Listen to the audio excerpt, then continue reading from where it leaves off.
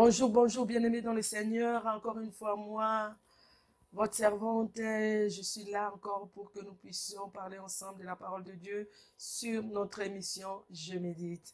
Je médite quoi? Je médite la parole de Dieu car c'est là où il y a la vie, c'est là où il y a notre joie, notre paix. Voilà pourquoi, sans plus tarder, nous voulons prier pour la parole de Dieu car nous sommes sur la chaîne de Maranatha Télévision. Prions ensemble. Seigneur Dieu Tout-Puissant, venons à toi, Dieu. Nous voulons écouter tes instructions, Seigneur, comme un vrai Père qui parle à son Fils. Parle-nous, instruis-nous dans te voix, dans le nom de Jésus-Christ, que cette parole demeure. Au nom de Jésus-Christ. Amen. Amen, amen, amen. Bon week-end chez vous. Je profite de cette occasion pour te dire que Dieu a un message à te donner pour ce week-end. Soyez nombreux, nombreux à suivre cette émission. Cela va nous amener tout droit à méditer dans le texte de 2 Chroniques. Et maintenant, nous retournons vers l'Ancien Testament, dans l'Ancienne Alliance bien-aimée, où nous voulons lire 2 Chroniques, chapitre 18, le premier verset jusqu'au 8e verset.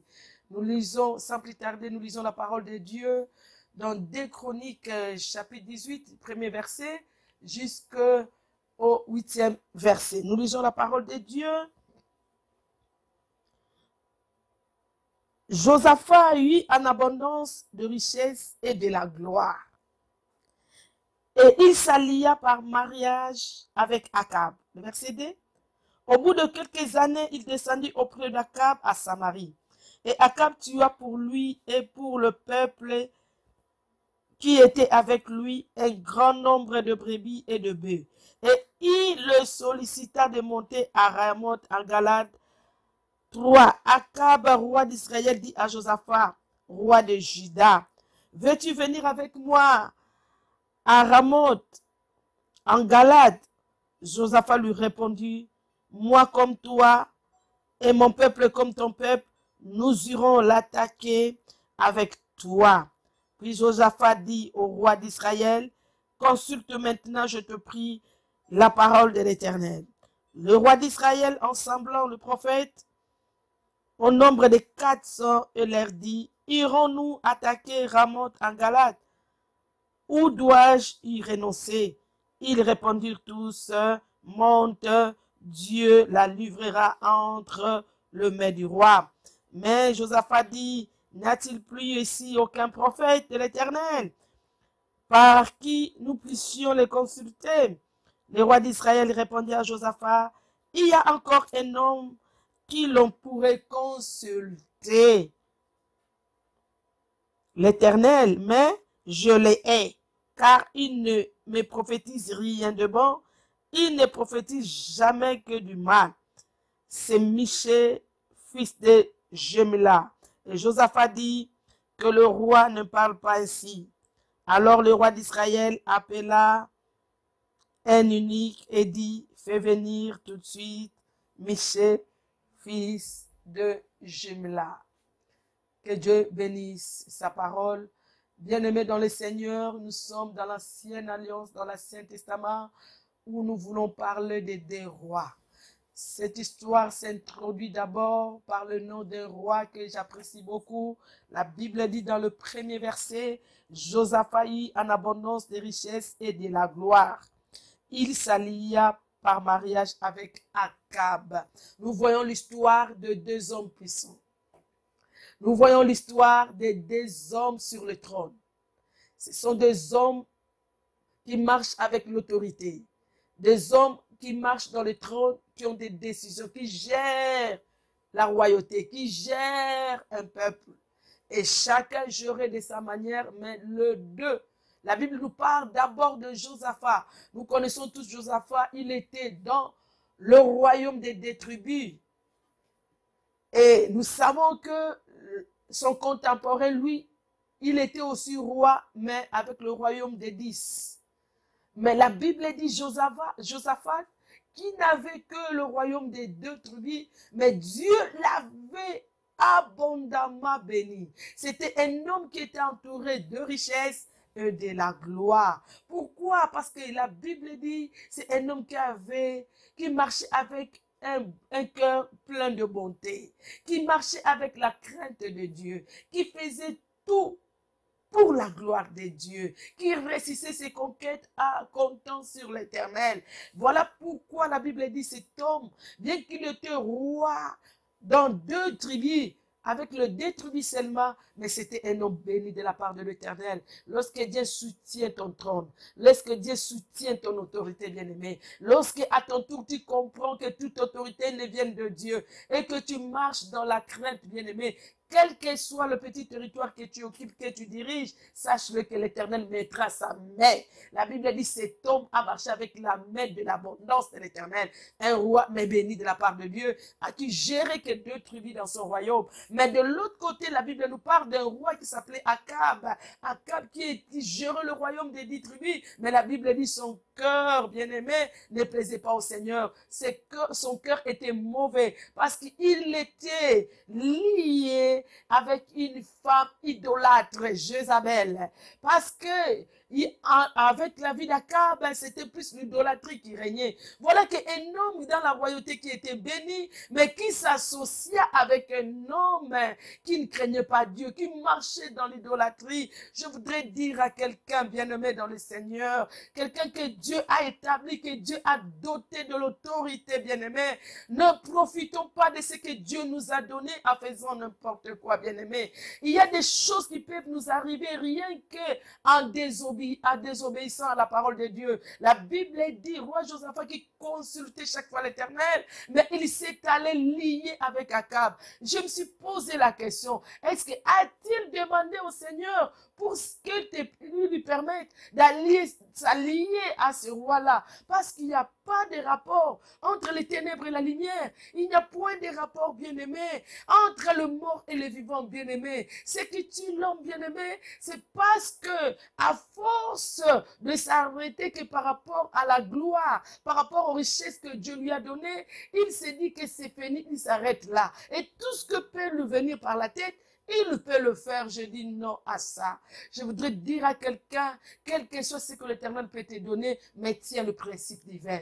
Mais tiens, bien-aimé, de règles de l'Éternel, bien-aimé. La Bible dit, lorsqu'il s'est associé à Akab, voilà que Akab avait un problème. Akab avait eu un combat, bien-aimé, avec un peuple étranger, bien-aimé. La Bible dit, Akab ne pouvait pas aller seul à remonter là-bas à Galate pour aller combattre. Mais il voulait aller maintenant avec son ami à cause de l'alliance, que son ami puisse l'aider. Mais avant que Akab puisse lui demander de l'aide, la Bible dit, avant de solliciter l'aide, il a commencé par le servir. Il a commencé par tuer le bête grasse. Il a commencé par tuer le brebis pour offrir à son ami. Et derrière tout ce qu'il faisait, il s'est caché maintenant une mauvaise motivation. Mais je ne pas apprécier l'attitude d'Akab. Pourquoi? Parce que lorsqu'un ami te fait du bien, il ne peut pas attendre de toi quelque chose, bien-aimé. On n'attend pas de quelqu'un quelque chose.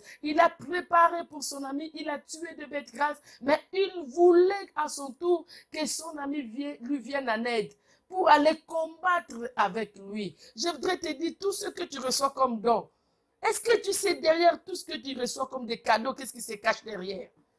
Parfois, on se réjouit lorsqu'on reçoit des cadeaux, mais on ne sait pas qu'est-ce qui est caché derrière ça. Derrière tout ce qu'on te donne, tu dois savoir quelle est la motivation que la personne fait cet acte, bien-aimé. Ne sois pas dans la précipitation de souder votre amitié par rapport aux cadeaux, par rapport aux richesses, bien-aimées. Ils ont oublié, bien qu'ils étaient des rois, mais leur amitié n'était pas liée par rapport à leur titre.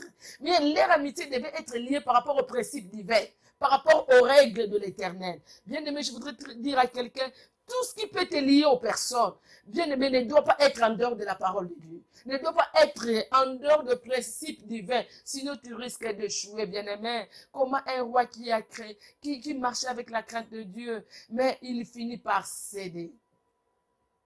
Pourquoi? Parce que son ami est roi comme lui. Bien-aimé dans le Seigneur, tu peux être roi comme moi, avocat comme moi, docteur comme moi, mais ce qui nous lie, que ce ne soit pas nos titres, que ce ne soit pas nos titres orgueilleux. Mais ce qui doit nous lier plus, ça doit être des principes basés sur la parole de Dieu. La Bible dit, Josaphat, il s'est allié à cet homme. Voilà que cet homme lui demande une aide, d'aller avec lui pour combattre. Et Josaphat, à son tour, a dit, moi comme toi, mon peuple comme ton peuple, nous irons. Mais comment un roi doit engager tout un peuple d'aller dans un combat qui ne lui appartient pas? Voilà là où il y a des problèmes aujourd'hui. À cause de vouloir maintenir nos relations bien-aimées, nous entrons dans des combats où Dieu n'a pas réservé ça, où Dieu n'a pas programmé pour nous bien-aimés. Voilà, lorsque tu entres dans ces combats, tu ne penses même pas aux autres bien-aimés. C'est comme un homme qui n'a pas pensé à sa famille, qui n'a pas pensé à ses enfants. Il quitte seulement Bethléem, il quitte seulement Bethel pour le pain seulement. Il quitte Bethléem pour la nourriture, pour la famille. Or, lui qui était dans la maison de pain, mais à cause de son intérêt, il est allé là où il y avait du pain, il y avait tout, mais Dieu n'était pas là. Je voudrais dire à quelqu'un, je voudrais m'adresser à toi, avant de faire quelque chose, pense à ta famille aussi. Ne fais pas quelque chose pour détruire aussi ta famille. La Bible dit, il n'a pas pensé à son peuple, il veut s'engager à un combat où il peut retourner comme ne pas retourner en vie. Pourquoi s'engager à un combat qui ne t'appartient pas? Qui dit que le combat de ton ami, c'est ton combat? Qui dit que le combat de ton ami, l'ennemi de ton ami est ton ennemi? La Bible dit, il y avait le roi Saoul qui était ennemi de David, mais Josaphat n'a pas saisi cette opportunité pour dire que non, comme il est l'ennemi de mon père, moi aussi je dois aller avec mon père pour combattre David. Mais Josaphat, il était basé sur le principe divin. Jonathan a dit, je ne peux pas aller combattre David parce que je sais que la royauté, Dieu l'a donnée entre ses mains. Je ne peux pas faire de David, parce que mon père a fait de lui son ennemi. Moi aussi, je dois être son ennemi. Non, Josaphat n'a pas compris toutes ces règles. Il s'est laissé emporter par l'alliance que Dieu n'était pas l'auteur. Je voudrais interpeller une personne bien-aimée. Mais j'aime encore l'attitude de Jonathan, parce que Jonathan a demandé à son ami le roi, il a dit, avant d'y aller, pouvons-nous consulter la parole de l'Éternel? Parce que Josaphat, il connaissait comment est-ce que Dieu lui donnait des victoires. Bien-aimé, chacun de nous connaît ses armes pour aller au combat. Josaphat dit, moi j'ai des armes. C'est d'abord la consultation à l'Éternel. Bien-aimé dans le Seigneur, toi qui passes des moments difficiles, je ne sais pas, tu utilises quelle arme? Quelles sont tes armes qui te portent la victoire? Mais Josaphat a dit à son frère, consultons la parole de l'Éternel. Parce que Josaphat a compris, toutes ces victoires, c'était que sur la base de la parole de Dieu. C'était la parole de Dieu qui leur donnait la force d'aller vaincre l'ennemi. Voilà pourquoi même si un jour il est allé combattre, la Bible dit, Josaphat a placé même le chantre devant. Parce qu'il connaît la puissance de l'adoration. Josaphat ne compte que sur Dieu. Josaphat était un roi qui comptait sur la puissance de Dieu. Voilà, à son tour, son ami le roi, il dit, il fait appel à tous ces prophètes. Ce n'était pas les prophètes de l'Éternel, mais c'était plus les prophètes du roi. Oh, bien-aimés dans le Seigneur, il y a beaucoup, à cause de leur autorité, bien-aimés, ils sont en train d'étouffer aussi le grâce que Dieu nous a donné. Ils sont en train d'étouffer les hommes de Dieu. Je m'adresse aux hommes de Dieu établis par Dieu. En méditant cette parole, ne sois pas étouffés par rapport à une élévation de quiconque ou de quelqu'un. Bien-aimé, si Dieu élève les gens, c'est parce que toi, tu as la capacité de les redresser. C'est parce que Dieu t'a mandaté de faire quelque chose. Voilà, tous les 400 prophètes ont été dominés, étouffés par le pouvoir d'un roi. Oh, j'aime un homme qui s'appelle Michée. Parmi les 400, il était le 401 de prophète. Il est apparu, après que tous les 400 sont apparus, ils sont venus dire des mensonges parce qu'ils n'avaient pas l'Esprit de Dieu. Mais j'aime la position de Michée. Je voudrais dire à quelqu'un, même si les gens t'appellent en retard, mais tu seras le premier. Car dans la salle de classe, là où Michée était parti avec les 400 prophètes, il était le premier à réussir la mission. Je voudrais dire, rien ne sert à courir. Protège le don que Dieu t'a donné. En méditant ces textes, je voudrais pousser quelqu'un, je voudrais pousser un enfant de Dieu. Ne perds pas ton don. Sois ivre de ce que Dieu t'a donné. Aime ce que le Seigneur t'a donné. Ne vends pas la grâce de Dieu. Ne te solde pas un prix mon cher. Ne saisis pas, ne crois pas toutes les opportunités sont des opportunités à saisir. Mais attends, ton tour viendra. Ils te chercheront de loin où tu es. Ils feront appel à ta grâce. Mais malgré ils sont passés, bien aimés, tous ont échoué. Mais il a fallu que Michée vienne pour les redresser encore, pour leur parler du vrai. J'aime roi Josaphat et j'aime Michée. Ce sont les deux personnages dans ces textes qui nous inspire maintenant le modèle à suivre. Ne suivons pas Akab, parce que c'est un homme qui profite du trône pour détruire les autres. C'est un homme qui profite de son trône pour étouffer les grâces, pour étouffer les dons, pour étouffer tout ce que Dieu fait tout autour de lui. Bien-aimé dans le Seigneur, quand Dieu t'élève, il place aussi des gens pour te couvrir, des gens pour te dire avance dans le bon sens, dans la positivité avec Dieu. Mais lorsque tu ne comprends pas, tu n'arrives pas à saisir cela que Dieu t'a donné, bien-aimé dans le Seigneur, tu marcheras dans les ténèbres et tu vas détruire ta destinée. Tout va s'assombrir au-devant de toi. Mais je voulais interpeller quelqu'un qui a commencé avec Dieu, fini avec Dieu. On ne change pas l'équipe qui gagne. Josaphat a commencé avec Dieu, bien-aimé. Quel que soit ce qui peut arriver, bien-aimé, attachons-nous à Dieu. Je voudrais prier pour quelqu'un, bien-aimé, toi qui as écouté cette méditation. Je voudrais dire à un homme de Dieu, ne sois pas étouffé à cause d'une dénomination, à cause d'un pouvoir. Protège la grâce que Dieu t'a donnée. Je voudrais dire à un enfant de Dieu, évite les associations. Évite les alliances humaines. Ne trahis pas ce que Dieu t'a donné. Car en toi, il y a de valeur. Voilà pourquoi les gens en cherchent, bien-aimé. Les gens veulent t'amener dans un combat rien que pour te ruiner, rien que pour te détruire. Que cette méditation te donne la conscience tranquille, te rappelle bien des souvenirs là où le Seigneur t'a pris. Ton pouvoir ne vient pas de toi. Il y a un homme qui t'a pris du néant à la considération. Marche avec les principes, marche avec les modèles. C'est alors Dieu te bénira. Nous voulons prier ensemble. Éternel, je prie pour ces moments de méditation. Tu nous as parlé, nous devons faire des choses qui te plaisent.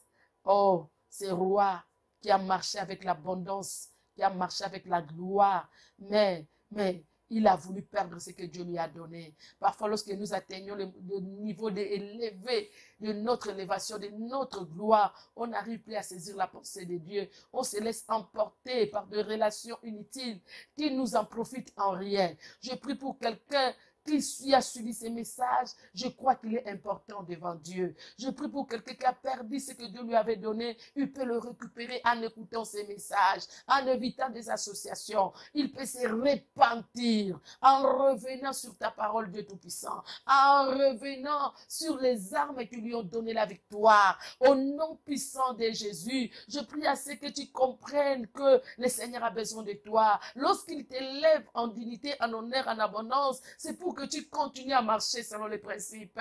Attention de t'associer. Je prie à ce que tu saches, les combats de ton ami n'est pas de tes combats. Les combats de ton entourage ne sont pas tes combats. Saisis la voix de Dieu, la pensée de Dieu, avant de faire toutes choses. Et l'esprit de discernement, comme Josaphat qui a dit, consultons d'abord l'Éternel. Apprends à consulter Dieu. Je prie à ce que tu as négligé les dons, mais le don de discernement, que cela soit opérationnel dans ta vie. Ne néglige pas ces dons de discernement, car cela va t'amener très loin dans la vie. Sois béni au nom de Jésus-Christ. J'ai ainsi prié et j'ai dit Amen. Amen, amen, amen. Je sais que tu es béni. Tu es béni. Suis-nous dans notre chaîne Maranatha Télévision. Tu ne seras pas déçu sur la chaîne 142 Orao et Dieu te bénira davantage. Soyez bénis. Bon week-end.